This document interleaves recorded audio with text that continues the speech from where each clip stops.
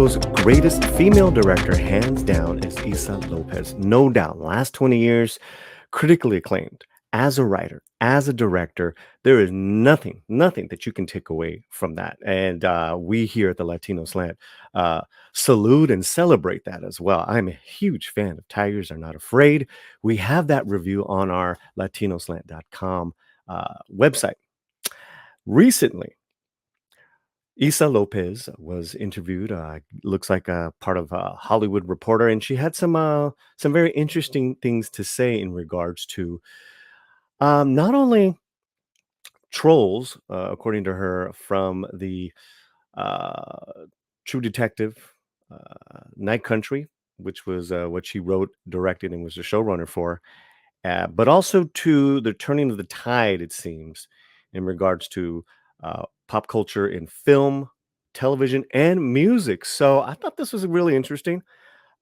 Me being a fan of her work, I have to tell you, I was not a fan of Night Country. I saw some brilliance there, but for me, it really meandered and there was uneven acting. But that's just me.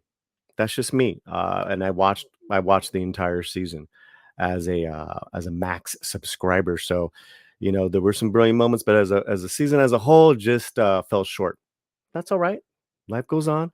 So when I saw this, I was very, very curious. And then when I listened to the whole thing, I was like, well, you know what, Slantinos? I need you guys to watch this as well. And I need you guys as viewers, as audiences, as devourers of great entertainment to react because she says some powerful stuff here. So let's go. Let's get right to it. This is Issa Lopez, and this is a video she posted on her Instagram page from a truly deep interview with the incredible Yvonne Villarreal from LA Times Entertainment, discussing all true detective things and my online adventures and misadventures with trolls. Okay. There is a strong section of the core hardcore fans of the first season. There's people that most people love the series and yeah, it hit really nicely. Then there's people that didn't like the series, like every series, and that's okay. It's TV. Just don't watch it. All right. Absolutely agree with her on this point. And I actually just told you about this point in regards to me watching the show. I also want to say that yes, I'm a huge fan of season one.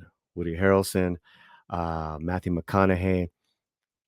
Not so much the other seasons. I didn't like them. So it's not just a thing where it was like, oh, you better uh, you know, adhere to the True Detective thing or else. I didn't think the other seasons were, on par with season 1.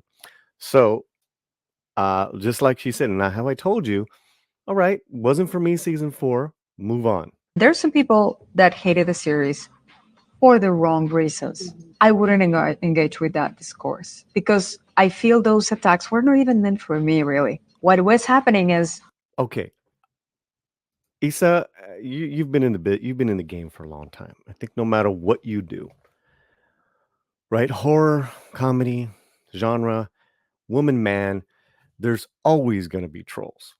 There's always going to be people being negative just to be negative, not to be constructive or give criticism, which is, something that we all have to deal with. But it's not just exclusive to this true detective thing here. And you're saying hate it for the wrong reasons. Okay, let's just say you're right. They do that for everything from Star Wars to Night Country to whatever. Pick your favorite thing. Is that if they're religious about it, if you don't adhere to it, then yeah, they're gonna hate just to hate without some really good constructive criticism. their lives were changing.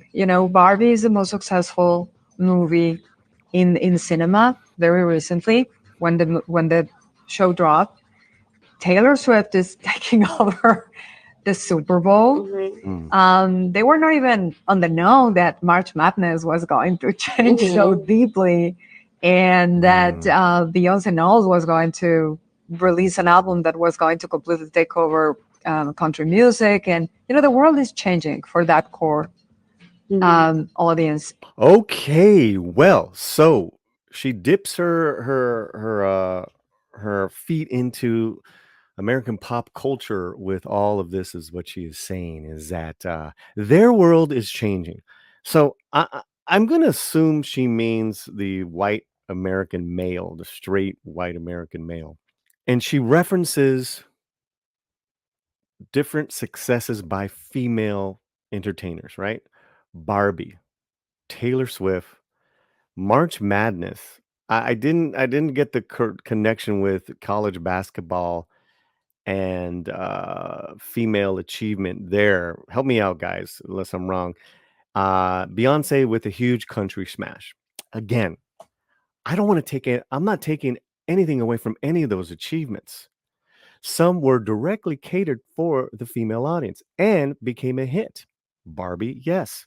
But at the very same time, Isa, Oppenheimer did the very same thing. And if we look back the last 5 years, the biggest films, as far as most successful, as far as money making, as far as paying audience went to go, Top Gun, Avatar, Super Mario Brothers. So I don't understand what you're saying about their world is changing. Is this something I'm not privy to? Is this something that Hollywood is hoping that'll happen? That slowly you start chipping away at their world and say, "See, we know better. You have to change, not us. We're already enlightened. We're already elevated." I think the best way you can change hearts and minds through some sort of enlightenment is by entertaining them. I always say that. So those examples I think is extraordinary because I can come up with every male example of, well, yes, for every one Beyonce country hit, you're gonna have 99 male country hits. Whatever that is, but at the end of the day, what does it matter if it's great entertainment, whether it's by a woman or a man? Come on now. Come on now. You've been in the game. You have fought the good fight, and you have gotten some great achievement. You have come from meager beginnings with your family's upbringing, and I commend that. I respect that. But when you're going after this huge category of people that will support you, they're the huge audience. Let's just say at the very least they're half the audience. Why are you trying to change them? Or is it just an observation? But it's not, because you go on to say this, and this is fascinating. Absolutely fascinating. Sacred to them because it's TV for them is Sopranos, Breaking Bad, True Detective, and it's three very, very good shows, very, very male shows. Yeah. And I took one of them and me, a woman, and I made it female, and I made it multicolor, and I made it about things that they don't want to hear, and they were mad, and I was not going to engage with that. Absolutely incredible. Well, Isa, you mentioned Sopranos, Breaking Bad, and True Detective. Listen, in our culture here, the American pop culture, Sopranos is GOAT. It is the default standard of excellence. And everything from male to female characters have been exemplary in that show. Edie Falco has won Emmy after Emmy. It was a launching pad for a lot of creative talent. And now you bring up True Detective. I mean, like I said, I really like season one. I don't know if it's vaulted as those other ones. I would say Mad Men and a couple other examples. But you're saying how they were all good shows. No, they were all brilliant, great shows. Brilliant shows. They weren't just good. And you're saying they're very male shows. So you're making the delineation. It's really unfortunate, again, that they just can't be great shows. That they just can't be great shows. Now, if those trolls went after you because you're a woman, and what do you know about this and that, and you're just making women this, women that, yeah, I mean, that's silly. So why engage? I give you that. But if you're saying that, well, I took one of theirs and I changed it to all women and to people of color and to things that they don't want to talk about. In Night Country, you bring up everything from the colonization, Indian tribes, to misogyny, to all that. And again, I don't care what your message is in that whole that whole purview of being entertained. Mad Max Fury Road was one of the most fascinating action films that happened to have a strong feminist view. My hat's off to you, to the filmmaker George Miller. I loved it, and yeah, it was pretty had a pretty strong female feminist message. So what? Cool. Some people are always going to be turned off by that. Vice versa. Some people are always be turned off by too much of a macho thing. You know that the majority of entertainment is this male dominated and can get too macho, for better for worse.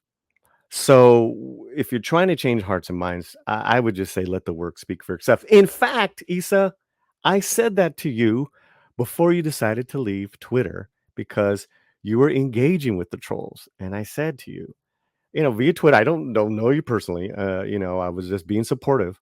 I said, don't engage with them. Let the work speak for itself. And when your show debuted, the Twitter engagement I saw got more hostile towards you. Not taking that away. I don't like that stuff. And then you decided to leave. Man, that's your personal choice, and you're here on Instagram solely. Just this is not pointing you out. I'm pointing out Hollywood out in this obsession with changing the hearts and minds of the male audience. Why? The show was very successful and it got the most ratings for HBO across all its platforms. And because we got to say that, because there's a lot of platforms that you can get those views. Congratulations. However, we and I'm gonna leave it at this, right? When you're talking about the audience is changing, their world is changing, it's not really. And that's really shows by the audience score based on over 2,500 ratings that only 56% on Rotten Tomato liked the season as compared to the 92% of critics. So all 56% are trolls or, white males that you don't like. And let me just put my hat in there as a straight male who happens to be Chicano. I mean, no one was more excited to watch your first episode, and it was pretty good. But then again, like I said, it became a little meandering, and I found a lot of stuff repetitive in the next episodes. But that's just my opinion. And as a channel, we were fair and balanced, but we moved on. There's no sense to troll. But if this is your experience, that's your experience. This, along with a lot of other celebrities in front of and behind the camera, when they talk about trying to change the audience or their world is changing, I think you're just really making this a social political stance that I don't know if you're going to get the result that you want. I don't know if you're going to be happy with the result that you want. This is fascinating. This is really fascinating. And listen, this is how you feel. Those are your words. That's your experience. I want to know now from the Slantinos, from this audience.